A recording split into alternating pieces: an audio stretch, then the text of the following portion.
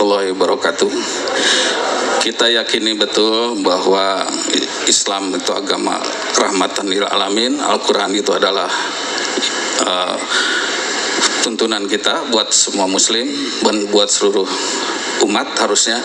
Tapi ternyata kenyataannya kita hanya lebih banyak dijuruskan kepada ilmu-ilmu akhirat, sehingga kita dengan mayoritas Islam yang banyak, contohnya adalah Indonesia, tidak tampak kelihatannya kemajuan-kemajuannya, malah kita jadi negara penghutang kepada negara-negara yang kaya, yang notabene itu bukan orang muslim. Nah, ini pertanyaannya adalah, mungkin ada yang salah dengan cara pendidikan kita, karena sudah ratusan tahun Islam itu di Indonesia, tapi mana yang menonjol? Orang-orang Islam yang berpengetahuan, yang mempunyai contoh buat masyarakat lainnya, sehingga stigma Islam itu menjadi jelek karena kekurangan-kekurangan yang ada. Itu jadi pertanyaannya, seperti apa yang harus diajarkan kepada kita yang sudah ratusan tahun Islam tapi tidak ada tampak tokoh-tokoh yang Islam yang betul-betul berkiprah di dunia. Bismillahirrahmanirrahim. Pertanyaannya bagus betul ya. Ada gap antara Al-Quran yang isinya kemajuan, isyarat ilmu pengetahuan, dengan kondisi yang kita hadapi saat ini sebagai bangsa yang mayoritas muslim, ya, atau dunia Islam hari ini. Kita lihat Timur Tengah, Arab Spring, bagaimana kasus Suriah itu butuh waktu 250 tahun untuk recovery Suriah. Yaman juga sama, belum selesai, butuh waktu 150 tahun untuk recovery Yaman, Pak. Jadi satu sisi Islam berbicara perdamaian, kemajuan, soliditas, tapi pada saat yang bersamaan ada PR yang banyak harus kita selesaikan. Mesti dibedakan antara Islam. Ini dua hal yang berbeda. Makanya ada seorang ulama yang pernah datang ke Perancis. Aku mendapatkan Islam di negeri ini, tapi tidak mendapatkan umat Islam. Ketika beliau ke Kairo, ke Mesir, aku dapatkan umat Islam di sini, tapi tidak mendapatkan apa? Islam. Nah, karena itu ini PR kita. Kita baru sekedar I believe. Saya beriman kepada Quran. I read-nya masih kurang. Lebih kurang lagi I research.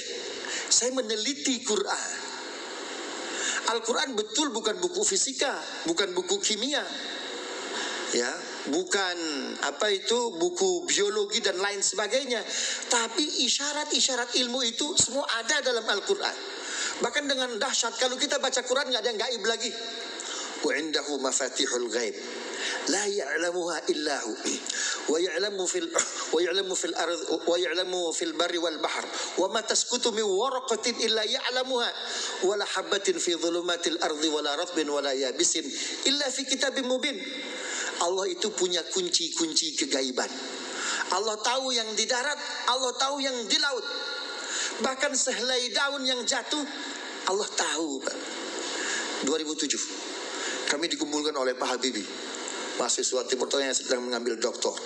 Kata Pak Habibie, kalau saya bisa membaca Quran seperti kalian baca, kalau saya bisa paham ilmu Al-Quran seperti kalian paham, Indonesia bukan hanya punya CN 235. Itu kata Pak Habibie. Lebih dari itu. Dia cerita, itu sedikit banyak ya disertasi saya itu terpengaruh dari ayat yang tadi saya baca.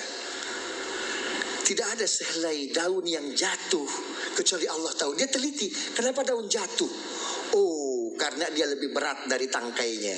Oh, karena ada angin besar. Bagaimana pesawat jatuh? Karena ada keretakan. Makanya Pak Habibie disebut Mr. apa? Mr. Crack. Pengakuan Pak Habibie. Semoga pengakuan yang menjadi pahala bagi beliau. Ada gap. Karena itu ibu bapak, kalau belum sampai kepada level I research, we research, kita teliti Quran, I read dulu perkuat. Kita masalahnya hanya mencukupkan pada definisi Al-Quran kalamullah, Al-Quran itu kalam Allah, diturunkan kepada Nabi Muhammad melalui Jibril, bernilai ibadah. Nggak paham juga ibadah ini. Itu masalahnya. Padahal Quran apa? Afala ta'qilun, afala tatadabbarun.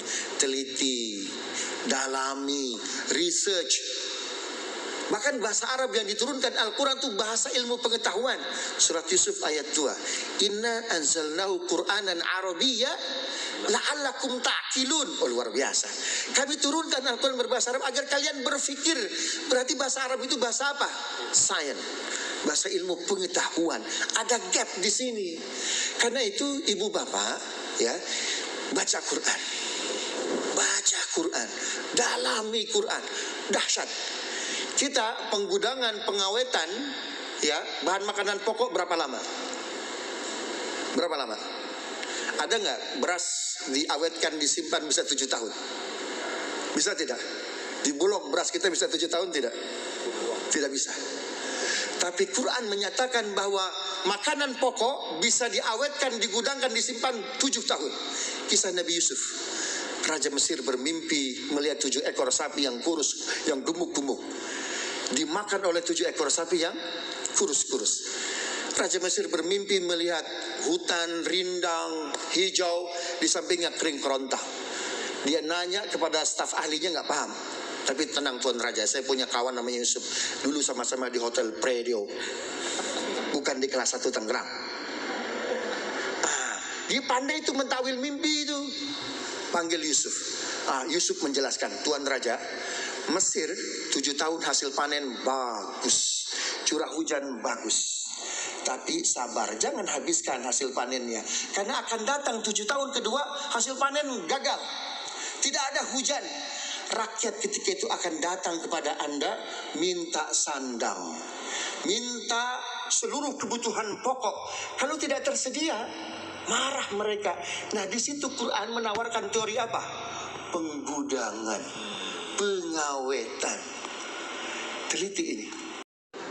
Inilah dia yang patut untuk kita cermati lebih dalam.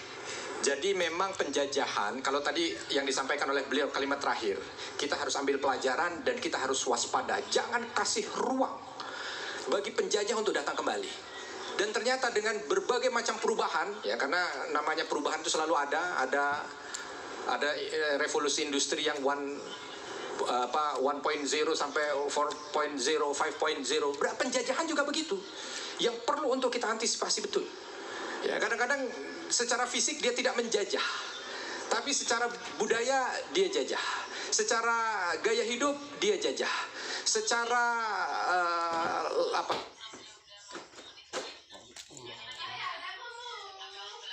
Lalu kalau yang begini, ini peradaban. Padahal terkadang, ini mohon maaf ya, kalau dilihat dari sisi kesehatannya, ini jauh lebih banyak kesehatan yang diberikan ke tubuh dibanding ini yang serba instan yang mungkin ya ada beberapa yang tidak baik buat tubuh gitu. Artinya model seperti ini harus difahami. Dan tidak ada kata lain kecuali balik ke Islam.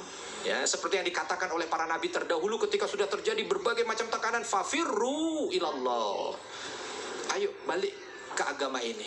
Tantangannya adalah kalau dulu para penjajah kita kalau dulu para pendahulu kita ketika penjajah datang ke sini angkat senjata, teriakkan takbir Allahu Akbar, mereka usir itu penjajah. Maka tantangan kita sekarang adalah teriakkan takbir Allahu Akbar, perdalam agama ini. Betul-betul memahami mana nilai-nilainya, karena tidak ada yang turun dalam agama ini kecuali semuanya baik kepada manusia. La raiba fih, nggak ada keraguan, jangan ragu. Ya kalau sudah ragu berarti kita kena penjajahan itu tadi, hegemon itu tadi. Kalau udah tahu, insya Allah kita punya senjatanya. Ya satu-satu kita perbaiki aja. Pasti akan berjumpa, oh kamu kolot, gitu ya. Makanya kan, ini pokoknya segala yang Islam akhirnya dikaitkan dengan yang tidak baik gitu. Ya, nanti mungkin yang sering pengajian ada stigma negatif, ya. Yang sering ini akan ada stigma negatif. Sekarang ada stigma negatif bahasa Arab misalkan. Tapi kalau bahasa Belanda, padahal kita dijajah. Ya kita juga tidak mau menstigma negatif orang yang belajar bahasa Belanda Anda penjajah, tidak. Karena kita adil, kita harus adil gitu. Betul. Ya, tapi kita harus paham dan waspada tentang yang seperti itu. akan dengan xenofobia atau antisemitism. Jadi ini sama-sama itu intoleran sebetulnya. Nah, ditambah lagi ulang tahun 20 tahun hari ini. Maka orang semakin benci kepada Islam dan umat Islam, yaitu kejadian 9/11, Pak. Tapi sebetulnya menstigmatisasi, memberikan terminologi buruk, ini bukan hal baru dalam sejarah Islam. Nabi ini dalam kitab Tarikh Tabari, ya, dalam Tabari itu ketika mau hijrah ke Taif, kita tahu bahwa orang Taif kan menolak. Itu menariknya, kenapa orang Taif menolak? Karena para pembesar-pembesar kufar Quraisy itu membuat istilah-istilah buruk. Al-Quran ini merekod ada 4 istilah buruk untuk Quran dan untuk Muhammad. Ya, yang pertama majnun.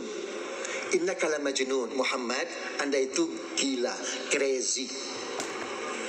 Ya, maka dikasih tahu, nggak usah dengar Muhammad.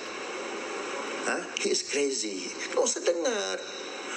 Yang kedua, yang dibawa oleh Muhammad itu Qurannya itu asatirul awalin, dongeng-dongeng belaka masa lalu.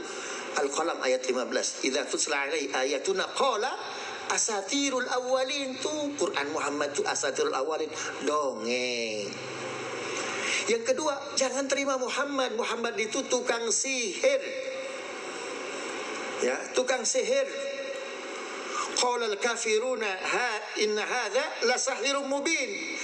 Ya, mereka berkata, saya tidak menerjemahkan, mereka berkata, ini dia nih tukang sihir. Ya. Kemudian Quran itu bukan kitab suci, itu syair. Wa ma huwa biqauli syairin mubin, itu syair. Jadi sebetulnya stigmatisasi hadir menjadi mujaddid sehingga Islam mampu menjadi rahmatan lil alamin dan memimpin peradaban kembali. Alhamdulillahirabbil alamin, hamdan syakirin, hamdan na'imin, hamdan yuafi ni'amahu wa yukafi mazidah. Rabbana lakal hamdu kama yanbaghi li jalali wajhikal karim wa 'azimi sultanik. Allahumma ighfir lil mu'minina wal mu'minat wal muslimina wal muslimat al ahya'i minhum wal amwat. Innaka sami'un qaribun mujibud da'wat ya qadiyal hajat. Allahumma inna nas'alukal huda wat tuqa wal afafa wal ghina. Allahumma a'inna 'ala dzikrika wa syukrika wa husni ibadatik. Allahumma inna nas'aluka husnal khatimah. Rabbana fir lana wa liwalidina warhamhum kama rabbana shighara. Rabbana atina fid dunya hasanah wa fil akhirati hasanah wa qina adzabannar. Wa sallallahu wasallam ala nabiyina Muhammad walhamdulillahi rabbil alamin.